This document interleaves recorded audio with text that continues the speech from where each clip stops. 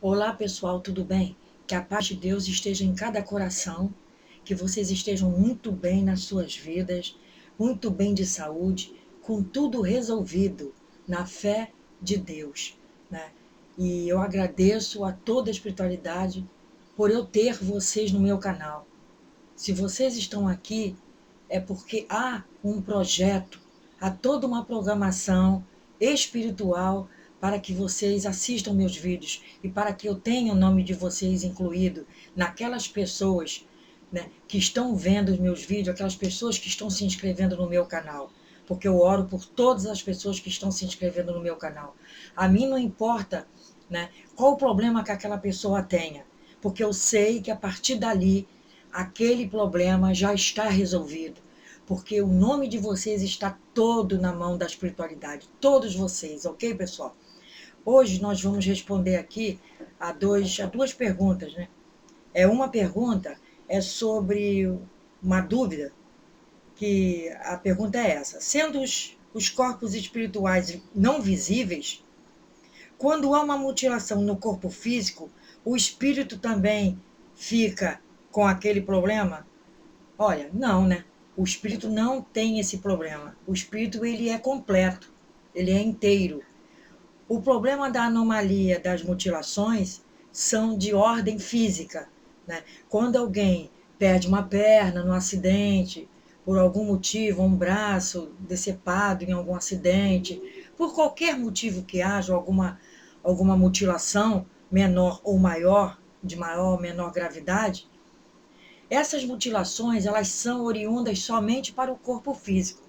O corpo espiritual, os corpos espirituais, o espírito em si, ele vivencia aquele momento de sofrimento, mas ele não carrega para si aquela anomalia, né? Eu tenho um exemplo desse na minha família, né? Eu tinha um tio, que eu acho que eu até já contei essa história em vídeos passados, que ele estava noivo e na época tinha um salão de barbearia em Caxias, Duque de Caxias, mas morava em Bom Sucesso, no Rio de Janeiro, no bairro Bom Sucesso. E ele, voltando para casa de trem, de bonde, na verdade, ele perdeu um caminhão desgovernado, perdeu a direção numa rua inclinada e veio de em cima do bonde onde estava o meu tio vindo para casa, né? E o que aconteceu foi que várias pessoas ficaram feridas, algumas morreram, e meu tio perdeu as duas pernas. E era um jovem muito bonito, né? Um português muito bonito. E pessoa muito boa, muito boa. Todos só tinham, ele, todo mundo chora até hoje pela falta dele. E minha mãe sempre dizia que ele era uma pessoa boníssima, né? Eu o conheci, eu cheguei a conhecê-lo, né? Uns olhos azuis, pessoa muito boa. Eu só sei, pessoal, que é o seguinte, ele perdeu as duas pernas, assim mesmo a minha tia que se casou com ele, que não é tia de sangue, né? Ele que era meu tio de sangue, ela é tão apaixonada por ele que ela se casou assim mesmo, eles se casaram, né? Ele era noivo nesta época. E pela aliança, né, que levaram na casa do meu avô na época, é que reconheceram que um dos acidentados era meu tio. E ele perdeu as duas pernas, né? E quando foi logo depois, né, passado algum tempo, a minha mãe, como era também médium, né? A minha mãe era clarividente, ela via muita coisa. Ela só não trabalhava a mediunidade dela, mas ela via muita coisa, né? Ela teve uma projeção com o meu tio. E o meu tio todo perfeito, com as pernas todas perfeitas. Naquela época eu ainda era criança, ainda não estava muito por dentro dessa história de mediunidade, de espiritualidade. Eu era muito criança, né? Eu já via as coisas, mas não compreendia, né? Totalmente. E o meu tio sempre apareceu assim, né? Com as pernas completas. E isso, claro que depois eu fui saber que o espírito não perde membro algum, porque aquele membro ali é um membro do corpo físico, né? Ele sempre apareceu todo de branco, iluminado, e com as duas pernas completas, né? Então, ninguém perde membro algum, né? O espírito não perde, o espírito é completo, né? Ele é integral, ele não perde membro. O que perdeu, até para fins de resgate kármico, que ele é uma pessoa muito iluminada, como sempre aparece hoje em dia, muito iluminado. Como ele é uma pessoa que eu tenho até para mim que ultimamente ele nem está mais aparecendo, que ele ascendeu alguma coisa mais superior do que essa aqui da nossa Terra, aqui da terceira dimensão, O que acontece é que o espírito é completo, ele não, aquilo ali foi um resgate que aconteceu com ele de certo de outras vidas, que ele precisava cumprir, né? Ele precisava pagar por aquilo. De certo foi isso que aconteceu com ele e outras pessoas mais. Então, quando acontece disso, a pessoa leva um tiro, né? Uma bala perdida, e fica paraplégico, fica tetraplégico. Tem resgates aí, né, gente? Tem resgate, né, pessoal? Mas a pessoa não deve ficar impaciente. Eu sei que é difícil, né, eu estar falando desta forma, parece até frieza da minha parte, mas na visão materialista pode ser uma frieza.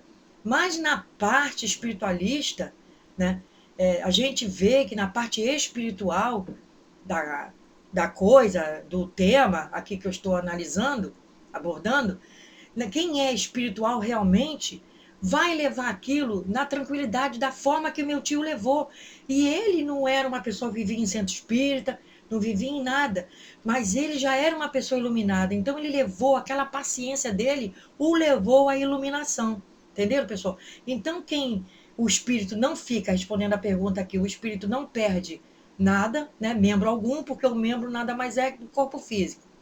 O que fica um pouco mais além é o perispírito, que ascendeu a algum canto, a algum lugar, ou ele está encarnado em alguma criança prodígio por aí, né?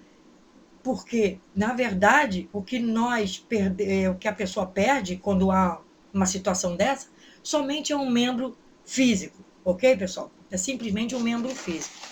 E voltando também aqui para responder aquelas questões ainda que as pessoas estão me perguntando, algumas sempre têm dúvida, né, sobre a questão dos chips, dos implantes e das obras malignas que fazem para as outras pessoas. Eu devo dizer a vocês que a pessoa pergunta, mas até uma pessoa que não tem nada a ver com a nossa vida faz mal? Faz, né?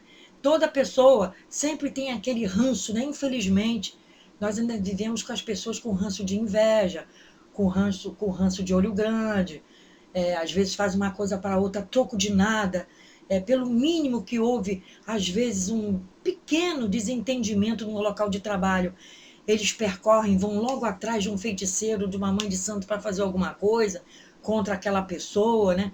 Como eu já expliquei várias vezes, eles estão fazendo só um contrato com o feiticeiro, com a mãe de santo, ou quem quer que seja. Ele está fazendo também um contrato com o mago das trevas, que está lá do outro lado invisível, e que ele não está vendo, né? E aquilo ali acarreta depois uma série de impressões malignas para a casa dele mesmo. Ele não sabe por que aquilo está acontecendo, né? Passa a casa dele, a vida dele a ficar de pernas para o ar, né?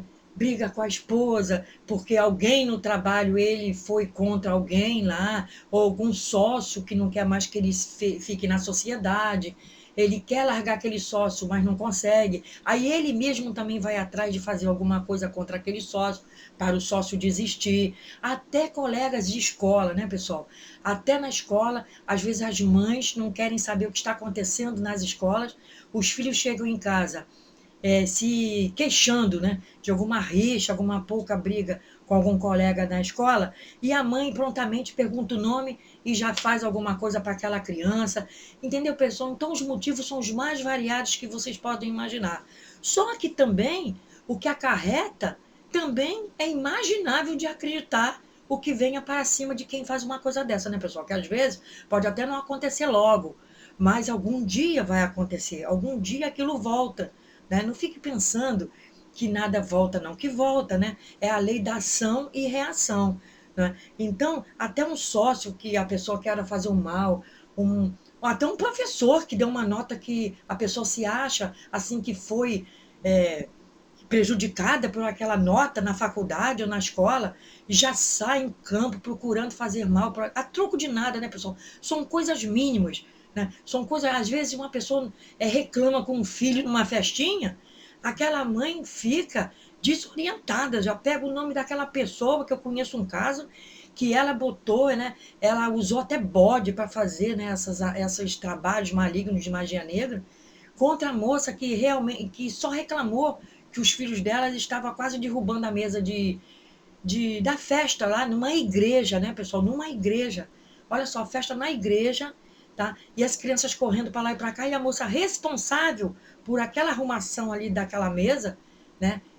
Das coisas, das comidas que iriam ter depois do evento, a moça reclamou daquelas crianças correndo e a mãe não gostou dela reclamar dos filhos dela. E fez, pessoal, uma magia que derrubou a moça de um minuto para o outro de cama. A menina, no último ano de faculdade de psicologia, né, com toda a saúde, ela foi derrubada de cama, e estava internada sem os médicos reconhecerem o que ela tinha. Mas como eles são de igreja, e o noivo dela fica com a Bíblia gritando, achando que a Bíblia, os gritos dele vão fazer ela retomar a vida normal, e até agora, segundo eu soube, ela não tinha melhorado, né? Só tinha piorado, porque os médicos não descobrem, agora estão querendo até abrir, né? Ela, né, com cirurgias, para descobrirem o que ela tem, porque eles não estão achando motivo para que ela está naquela situação, que ela esteja daquela forma. Entenderam, pessoal? E uma pessoa, amiga dessa menina, que não é da igreja, né, e que acredita que essas coisas existam, veio até a mim e me pediu para eu dar uma olhada, né? Assim, sem compromisso. Eu falei, olha, eu não posso olhar assim, porque eu preciso da autorização de alguém que tem o sangue dela, pelo menos, já que ela está internada, praticamente sem reconhecer ninguém, entubada, né? Ela estava num dia perfeito, no outro dia ela ficou desta forma, e eu preciso da autorização de alguém que tenha o sangue dela, né? Não é o noivo, não. O noivo com essa Bíblia na mão, não é o noivo. Aí ela foi, essa pessoa conseguiu autorização com uma tia de sangue dela, tia de primeiro grau. A tia falou, não, eu vou na igreja, mas eu creio que as coisas existam, sim. Pode pedir para essa moça dar pelo menos uma olhada. Aí eu sei que fazer as coisas não se pode fazer, porque teria autorização, né, a autorização de uma pessoa mais influente ainda nela. Nesse caso, o pai ou a mãe. Ela não tem pai, seria a mãe, mas a mãe é junto com o noivo. É tipo o mesmo pensamento do noivo, né? Aquele pensamento retrógrado. Então, eu não posso ter autorização da tia, né? E isso vai ter um custo, né, para eu fazer isso aí. Ela está com 4 chips, essa menina, né? Segundo eu soube, que eu fui analisar, a pedido dessa amiga, ela está com 4 chips, né? O chip básico, então, e o da mente, né, o que está no pé próximo ao coronário, são os que estão em pior situação. E o mago está de lá, né, apertando cada vez mais. E tem horas, quando o noivo grita com a Bíblia, ele afrouxa um pouquinho mais, mas os chips continuam lá, sem serem retirados, né? Os implantes adentrando ao corpo da menina com 21 anos, toda forte, né? Toda cheia de vida, está caída lá agora, correndo risco até deles implantarem, né, um torpedo maligno, com veneno, porque eles implantam, pessoal, na hora da cirurgia, eles aproveitam aquele motivo daquela cirurgia física, né, que está acontecendo no corpo físico, e eles implantam na hora do corte, ali no corte, venenos, né, dardos mesmo, né, malignos, como se fossem umas setas de madeira com os venenos. Eles injetam aquele veneno ali para aproveitar a situação do corpo físico aberto e colocarem o veneno ali. Então aquilo ali não cicatriza, né? Aquilo ali entra em estado de inflamação, posteriormente dá uma infecção, a infecção fica local, depois a infecção se generaliza, né? E a pessoa acaba desencarnando por sepsemia, entendeu, pessoal? Generalizada. E sem saber, acha que essas infecções que matam muitas pessoas por aí, desencarnam muitos espíritos, são, na verdade, esses dardos, né?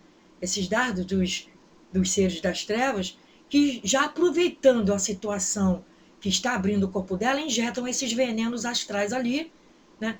Fazendo com que o corpo físico se deteriore.